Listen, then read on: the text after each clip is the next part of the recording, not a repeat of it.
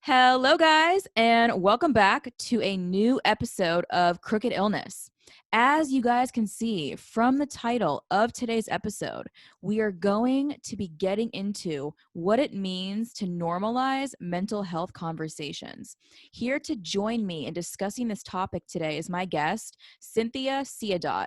Cynthia is a psychotherapist in California specializing in working with trauma and high achievers. I'm happy to have Cynthia here to get into this topic along with the work she is doing to continue to normalize conversations on mental health and therapy. So without further ado, welcome Cynthia to the podcast. Hello. Hello. Hi. Woohoo. Welcome. Excited Thank to you. have you here today. Me too. Oh, So let's just dive right into this. So I want to sure. hear from you. So, when it comes to talking about mental health, how do you think people can go about exploring that in a more compassionate way versus a critical way? Yeah. So I like to do a lot of my work around compassionate self-awareness. So Mhm. one of the things that I really encourage my clients to do is like really pay attention, key into that little voice in the head that's like saying, I know this will happen, or I know that will happen. I know I am this, I know I am that. Um, Anytime a thought feels like, or a thought starts with I know, Mm. I would recommend you taking a little bit of a closer look at it, and then ask yourself some questions like, do I know that? Is like, do I know that for Mhm. certain? How do I know that? And it's really with this kind of like curiosity and looking into it that I think we can, as best we can, right? As best as we've been taught or not taught, to explore what's going on with us. And so I think, yeah, some of the critical things come from that very thing. The I know I am this, I know I am that, and Mm. so we're getting more and more familiar with that as like a wider culture, but it is that critical voice, and it does like to know. It doesn't like to sit in the areas of like not knowing. Mhm. It actually, like, not knowing is like ripe ground for anxiety. Mhm. Yeah.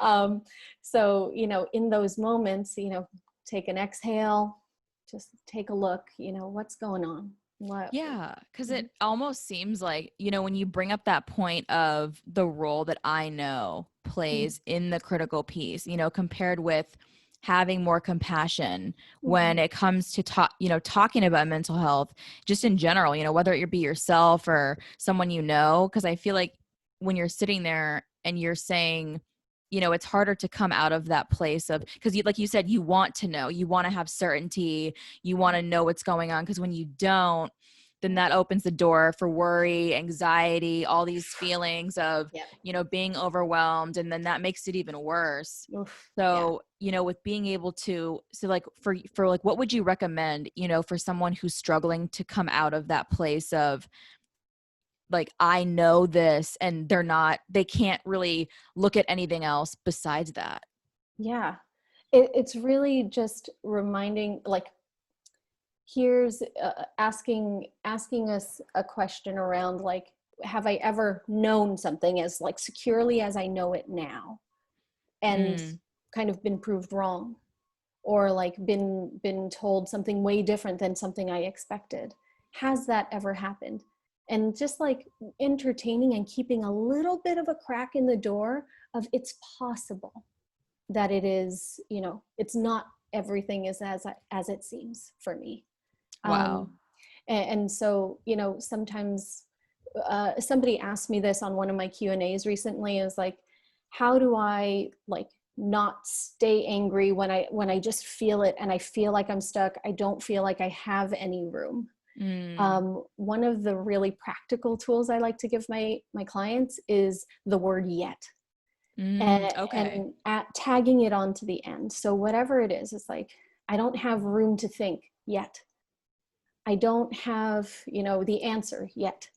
Is like, just it just does enough for our mental well-being to like keep just a sliver of that door open rather than shutting it on us. I think that's really great to have that option, to put that at the end of it, right? To put that at Yeah. the end of your sentences, Yeah. because that opens the door to exploring more options, right? Than feeling like you're Yeah. stuck. Like, I'm in this Totally. place, I can't get out of this because, like you said, I can't think, Yep. period. Yep. That's like, that's a Yep. scary place to be in. But then yet when you add that, in the moment, Mhm.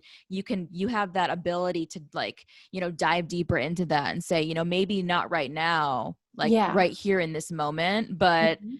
there's Mhm. a possibility for that and for growth. And I love, just adding, the power that does when you add one One thing to the end of that. Like, one 3-letter word. I mean, it's so important of how we talk with ourselves. It's like, if mm, we're, we could think of our thoughts and our words as like food for our brain. mm, And like any of those like critical things, any of those like really stressful things that we tend to focus on or, be with, those we can kind of consider junk food. Nice every now and again.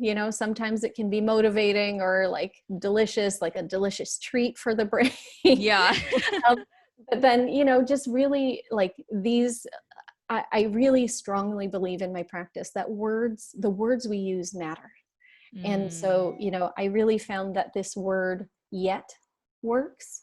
Um, and another one that I was recently sharing with a client was like if you're thinking some thought, it was like, oh, that's a disaster. Adding, oh, well, yeah. to the end. um, and just like trying to, I think if you can have that kind of an option in those Mm. moments when you really feel stuck, like it's one word, 2 words, I think that most people could, comfortably remember yet, or, oh, well. Yeah. That's so true. And I feel like, that brings me back to something you mentioned last time we talked. So last time we talked, you made a really interesting comparison between the two types of clients you work with. So high achievers and caregivers. Mhm. You described something they had in common, being the output is for someone else and generally not for themselves. So can you tell me more about what this comparison means? Yeah, yeah. So this comparison. So first of all, like I started working with high achievers and caregivers because these are two identities. Like I know myself, like these Yeah. are identities that I've ascribed to myself many a time, still do, still have somewhere in the back of my mind and sometimes front. But one of the things that I find is just so similar between the two is that if you are a high achiever, you are going for either the respect or prestige or the sense of accomplishment, the admiration of someone else, Mm. or sometimes for the benefit of someone else. Is like I used to run a program and it was for the benefit of my clients. I loved my clients. So I was like doing every single thing I could think of. And then in terms of being a caregiver, you're doing much of the same. It's like you're trying to make sure that your loved one, whoever it is, a friend, a family member, it has what they need. And Mm. I mean, we know how hard it is in general to just take care of us. Mm-hmm. Imagining ourselves taking care of another person, or like on top of trying to take care of ourselves. Yeah. That's a Wow. big task, even if it's just one person. And so when I think about high achievers and caregivers, I think about the kinds of people who just they put it out for everybody else, and it's a lovely quality. I think it's like one of those things that's really of service to other people. Mm-hmm. um, and I also find that a similarity is that some of that output, some of that good love stuff that they give out to other people doesn't necessarily always come back. Like Yeah. it tends Mm. to like stay out here versus, tricking it, like having it turn around and trick it to come back.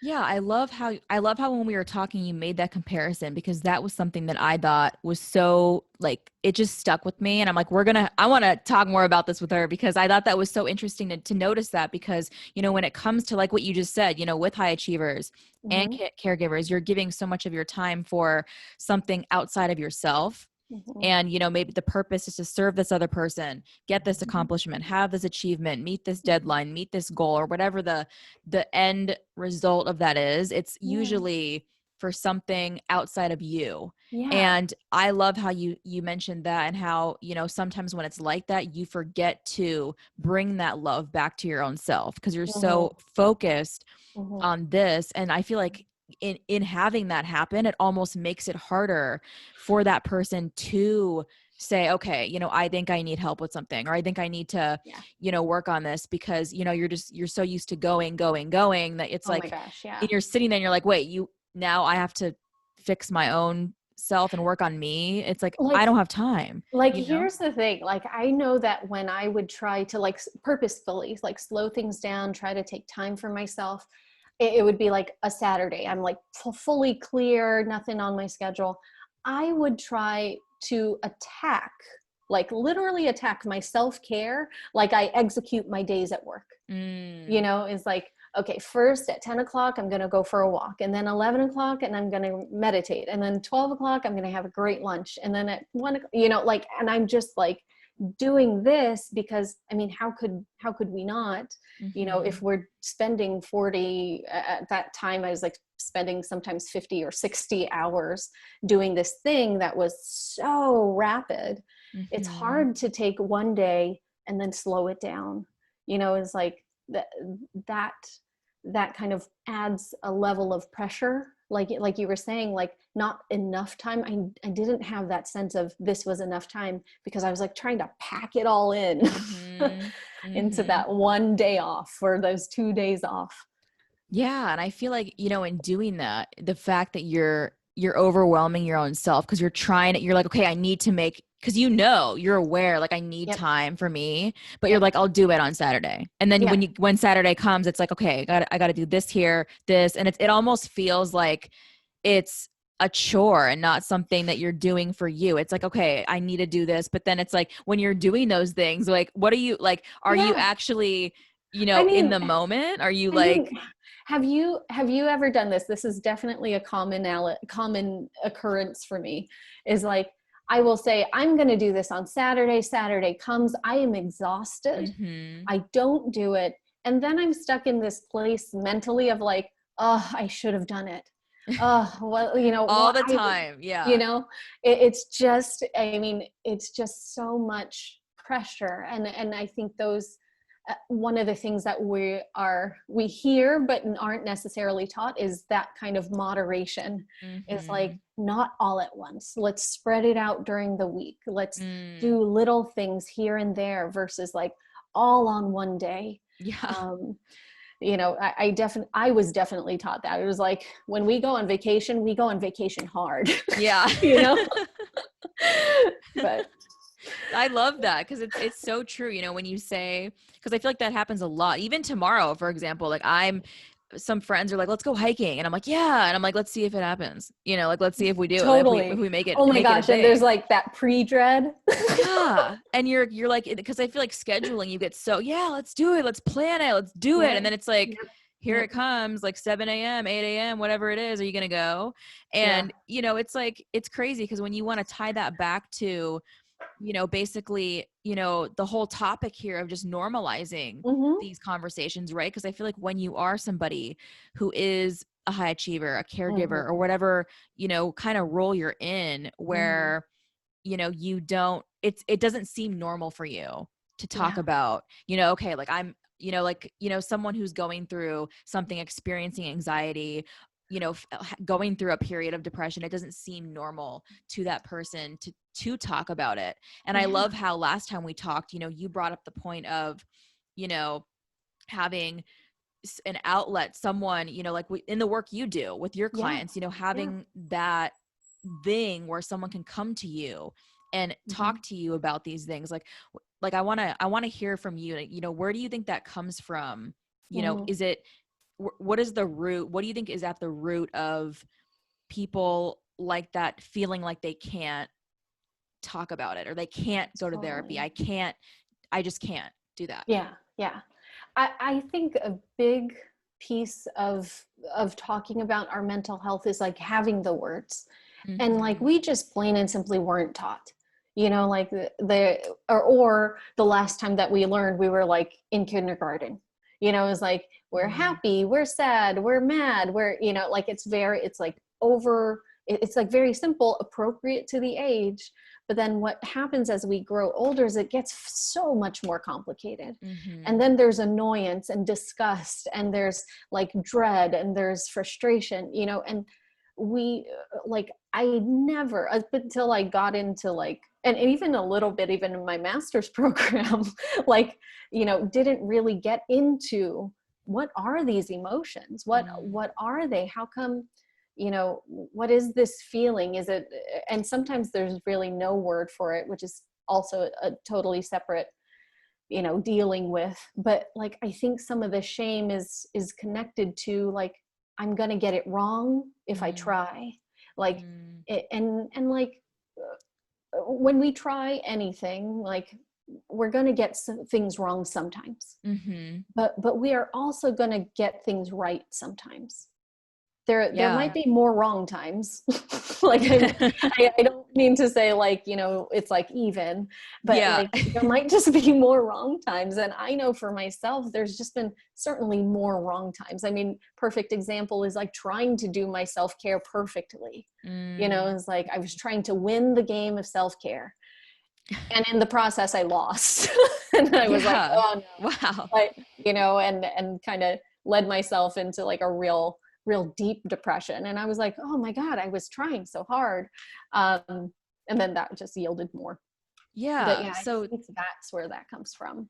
that brings me back to, the when you bring up that point of failing, not knowing the words and feeling like if you do, you're not going to get it right and it's not going to come Mm-hmm. across right. That kind of Mm-hmm. brings up the point of shame and carrying Yeah. shame with that. Because I know, for both of us, we talked a lot about how we both grew up with mental health being shamed more than anything. Yep. And so can you describe for me, where do you think this association with shame comes from with mental health? Yeah. I think for many of us, it stems from where like we weren't born with shame. Like, Mm-hmm. we were little babies, and we were like little tiny miracles of like flesh and bone, you know. But then at some point along the way, either through, you know, our sensing, our body is um, such a good tool for that, for sensing other people's emotion. But like, think of this, for example, like a mom like is in some public place, her child cries, you know, there's some shame there. Mm-hmm. There's some shame that women, mothers, fathers have been taught to have around like, oh, your baby's crying, like you need to go take care of that, you know. Yeah. It's like it's such a societal thing at this point. I really, I mean, if I think about just like, you like history, I think a great deal of it comes from like some roots in some like religious sense, like a moralistic kind of thing, of Mm. like, oh, you should, I don't know, like there is a right way and there is a wrong way. Mm-hmm. And then if you do the wrong way, oh, shame on you, you should have done it this way. Yeah. You know. Wow.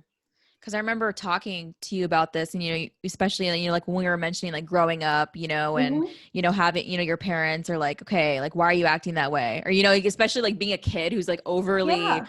Yeah. like all over the Oh my place. And I feel God. like that's kind of, like you were saying that too. And then for me too, I'm like thinking, I remember being told like you can't do this, can't say this, and if you do, and then if you are showing Yeah. emotion, and it's so almost contradicting, because for me, like it's contradicting because like the point you brought up of being younger when you're in school and they teach you, I'm happy, I'm sad, I'm angry, and then Yeah. you should say that, you should talk Yeah. about that, and then it's like, Mhm. like growing up your parents are like, no, like Yeah. stop Oh my crying, God. don't act like that. And I feel Oh. like especially, when you learn that young, like it stays with you and it sticks with you, and you're like, okay, like Oh, it I sticks. shouldn't I shouldn't be telling people, that I'm not Mm-hmm. feeling I'm Mm-hmm. sad right now. I shouldn't be talking Mm-hmm. about that. And I Mm-hmm. feel Mm-hmm. like, do you think maybe that's like part of that's something that contributes to that? Oh, absolutely. Absolutely. It's like these little micro moments of childhood where we start to develop these things, and with a child's logic, right? Like, when I'll use my own example because I think it's just right now, I think it's hilarious. I think as a child, it was really devastating. But like, when I would cry, my mom would say, stop, don't cry. Like, there's nothing to cry about. You're healthy. You have a home, you have, and then, so here comes like the added levels of like guilt, and then Mm-hmm. like a sense of, oh, I'm being ungrateful somehow for the things that I do have. Mm. Or like, and these are even slightly further beyond. I want to say those started to develop in like middle school years, teen years. But like, as a kid, when we're below the age of 6, our parents are our world. So Mm. if we intuit and feel their like disappointment, or they're like trying to tamper us if we're feeling a certain way, like, we internalize that, then again with a child's logic of like, I'm bad, or I'm wrong, or I Mm-hmm. shouldn't do that because that's not what I'm supposed to do. Like, that's what happens with young people, with little people, like Yeah. especially with little people. So those stick for a long, long time. Yeah, and I feel like that's really true too, 'cause especially when you're, and, basically coming from, the backgrounds that you have and where, how you were raised and what you were told, and, this is right, this is wrong, you can't do that. And it's like it stays with you in a way that you start to feel, you know, guilt, like you said, for not appreciating what you do have, or and it Mm-hmm. starts to feel like, you're wrong, or something's Sure. is When going on with when you. when the reality is like, you can feel bad and be grateful at the same time. Is Mhm. like, there's like, and sometimes there's like our bodies, they do their own thing a lot of the time. I mean, it breathes on its own, it beats on its own, like it's doing a lot of involuntary things for us already. One of the things is like feelings. Sometimes we experience some sensation in us that then can cause some emotion, like, if our chest is tightening, we're like, oh my gosh, like, what is that? And then we start to Yeah. feel a little anxious, or contrary, like on the other side of it, it's like, oh, like, my shoulders are tight, like, and maybe you were just hunched, it's like, maybe that's just what was Yeah. happening. But then when you sit up and you're like this, you're like, oh my gosh, I'm so tense, like, why am I so tense? And Yeah.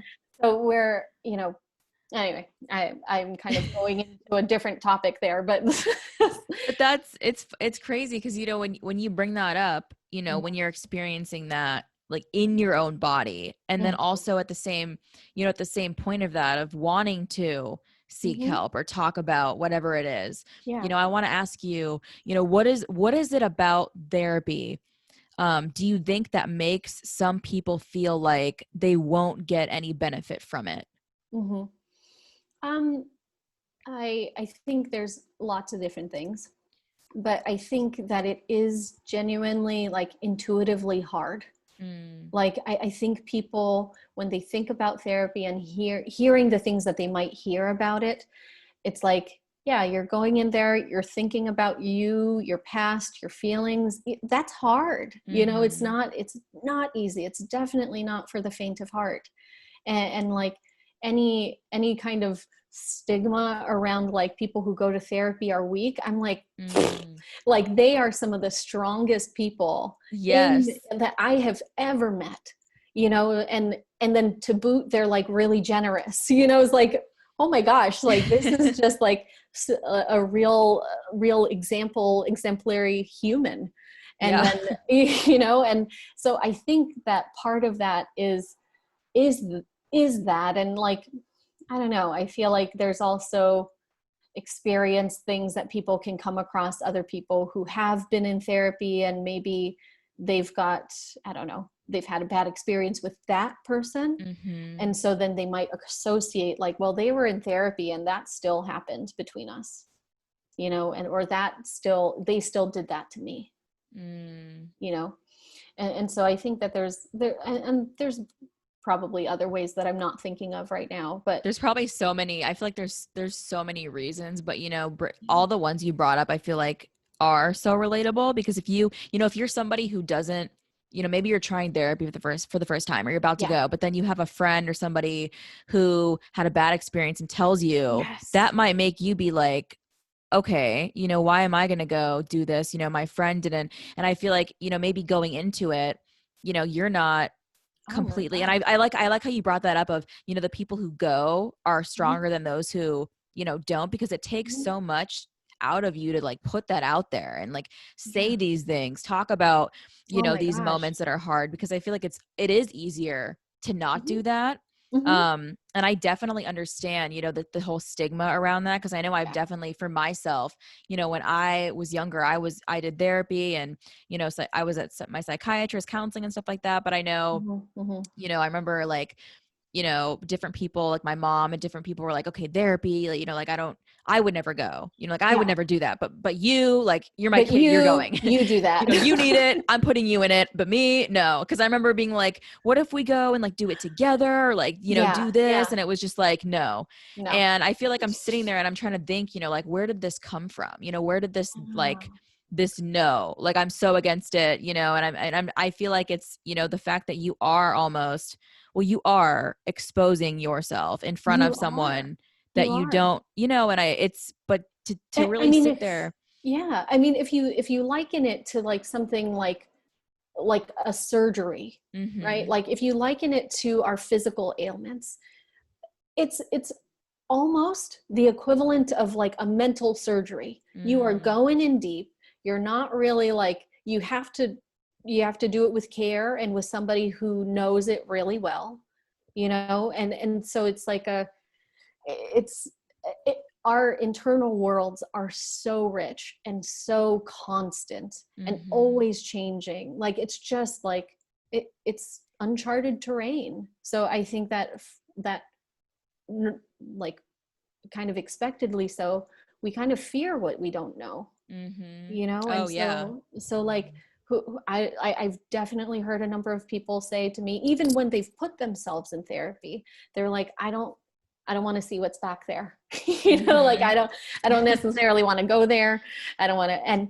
And something that I tell all, like, basically, or most of my clients, I don't say all because that's not true, but most of my clients is like, we don't need to go where you don't want to go. Mm, And like, some folks think like, oh well, if I go to therapy I have to like go all the way back to my childhood, I have to talk about that. You don't have to do anything. I mm-hmm. literally have had clients come in and sleep because that's all they needed. They just Mm-hmm. needed someplace safe to sleep. Wow. I love that you bring that up of, the fact that you don't have to do anything. Because I feel like there is almost this like preconceived notion that when you go in there, you have to talk, like, I'm going to have to talk about this and I don't want Yeah. to, but I'm going to have to do it, because I'm Mm-hmm, mm-hmm, here. mm-hmm. And I love that you put that out there to have that as a thing that, Yes. if you don't want to talk about this, you don't have to. If you don't want to talk, you don't have to, whatever it is that you want to do, you can do it. And I Yeah. love that you lay that out there, because I feel like there's so many people who might think that, I mean, who, I thought yeah. that going in for sure. I was Mm-hmm. like, I was like talking about these things and I was like, oh, like in my thoughts as I was in my first several therapy sessions, like, should I go there? Should I say that? Like, and like there was a piece of me here with that therapist, and Mm-hmm. then there was a piece of me that was in my mind, like kind of like monitoring the ins and outs, Yeah. and that's just exhausting. It's like Mm. if we can like tune in with ourselves and say like, I just don't want to go there today. And even better if we could say it to somebody else, because like that's gold, is like Mhm. being able to be attuned with what you want and then say that you don't want that or you do want this. Like that's like the key to much of our wellness, Oh is yeah. that.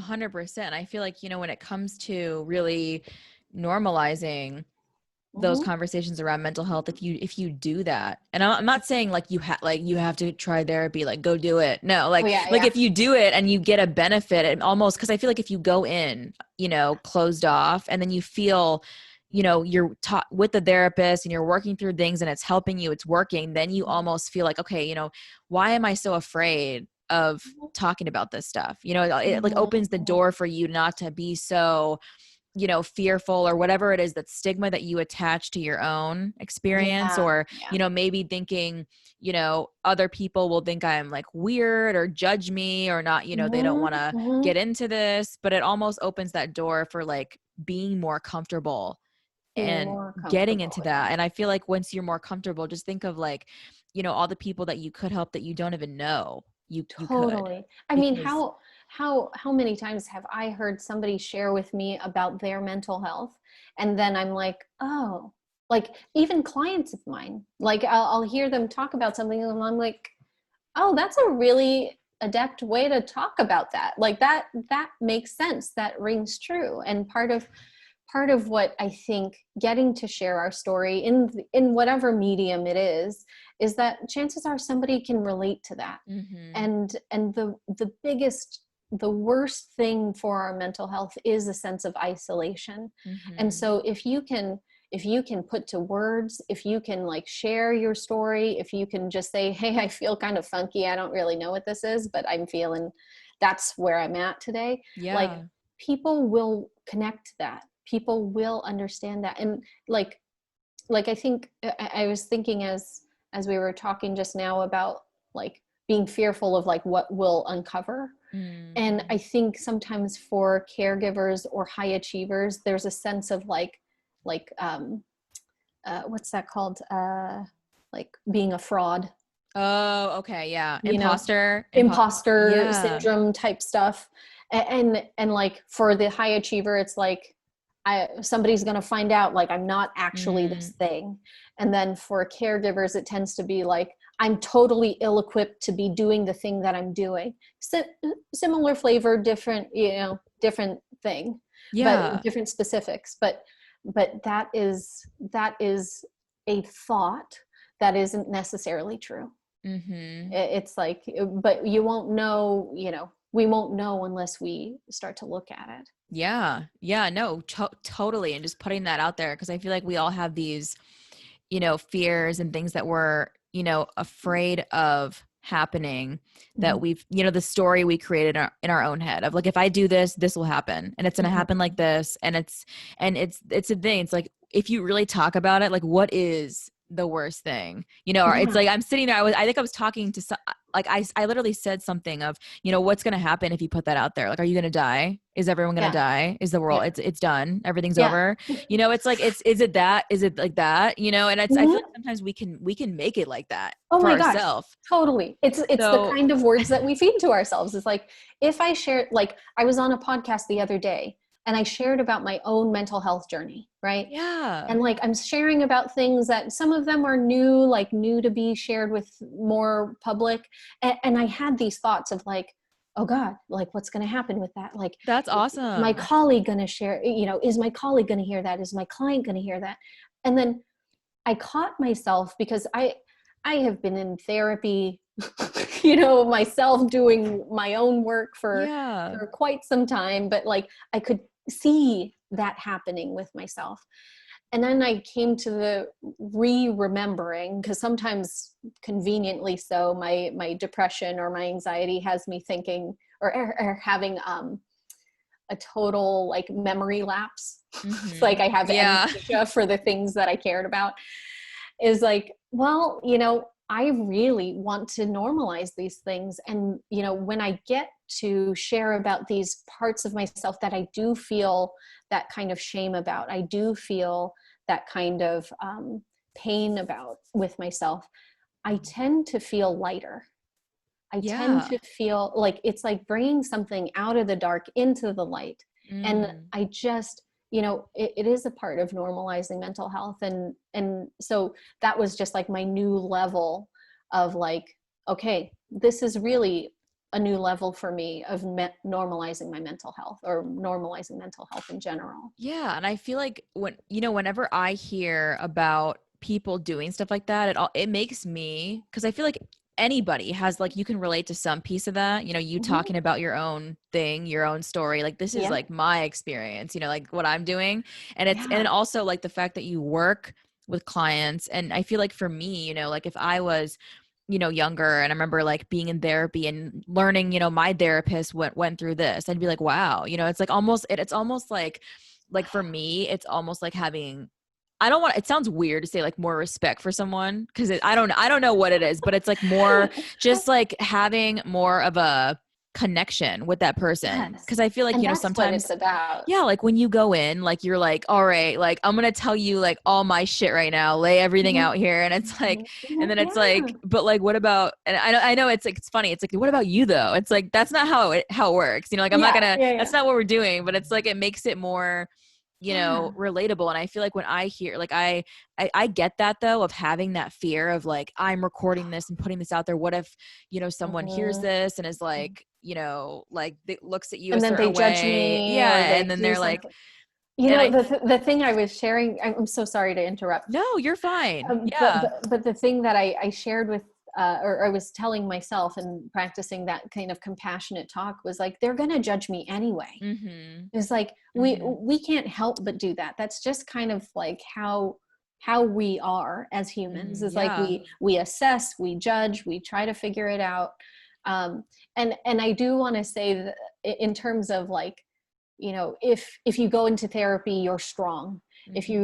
If you don't go into therapy, you're not. Like, I don't necessarily think that that's true, but Yeah. I do think that there's a sort of braveness in going. Mm-hmm. And I do think there's a courage that it takes to go, and a sort of um, like like I don't know, it's a risk. So, but but Yeah. but I really believe that basically near everyone I've ever met, my family, my friends, my clients, my other loved ones, you know, like they're extraordinarily strong. Do they Mm-hmm. know that they're extraordinarily strong? Not always.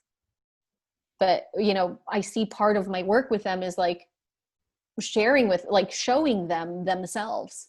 It's like, Yeah. you went through X, Y, and Z, and you showed up here today to sit in front of me to try and dig deeper. It's like, Mm-hmm. what? Like, that is incredible. Like, how in the world can somebody get through everything that you've been through and Mm-hmm. still show up? Wow. But we do it every Yeah. day. Yeah, I love that. So, you know, if you had someone Mhm. who was wanting to try therapy, but they were Mhm. fearful of, you know, some part of it, what would you say to them, to that person? That's totally normal.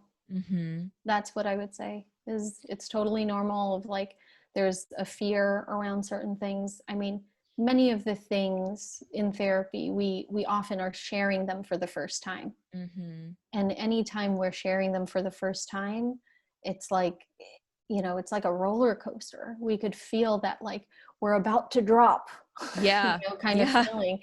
And then suddenly we say it, and the person, you know, a trained therapist would have a response. And sometimes friends and loved ones can do this. Like, this is also uh, like, is therapy the only route to have this kind of self exploration? It's not. Mm. But is it a is it like an effective one? I think yes, because the people who are sitting on the other side listening are trained basically to just listen and Yeah. and be accurate in their reflection back. It's not like to appease or make you feel better, Mm-hmm. or to do any of that. So I would say, yeah, if you're feeling afraid of any part of therapy, that's totally normal. And it's also totally okay to say so.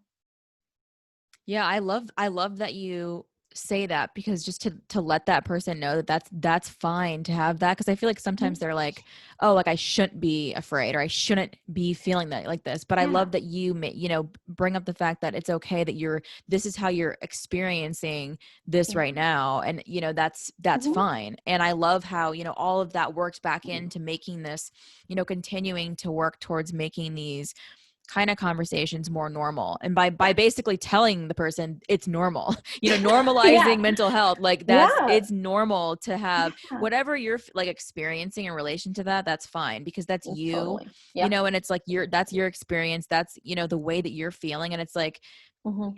I feel like that needs to be said, to make Yeah. that okay. Absolutely. But yeah, I mean, I just wanted to thank you, for taking the time to, Of course. speak with me and, Yeah. share all the stuff you shared today, and really get into, the awesome work that you do with your clients, and, the way that the work that you're continuing to do in mental health is huge. And so I love it. I think it's great. I was excited to chat with you like before this interview and now. So Cynthia, I just wanted to say thank you so much for, doing this. Oh my gosh, Paris, thank you for having this platform for me to do it in. Thank you so much. And this Yes. is awesome. Really, I'm really. excited. I'm excited, but thank you so much as well. Again, thank you. This has Thank you, been thank you, a thank you. great one. And I'm excited to put this episode out there and let everyone hear about this, and, all your advice and tips and everything. But all right, guys, thank you so much for listening, whether it is the morning or the nighttime, whatever time it is that you're listening to this. I hope that you have a good rest of your day and good weekend, or whatever day it is for you when you're listening to this. Yeah. So, all right, everyone. Goodbye, guys, and goodbye, Cynthia. Bye. Bye.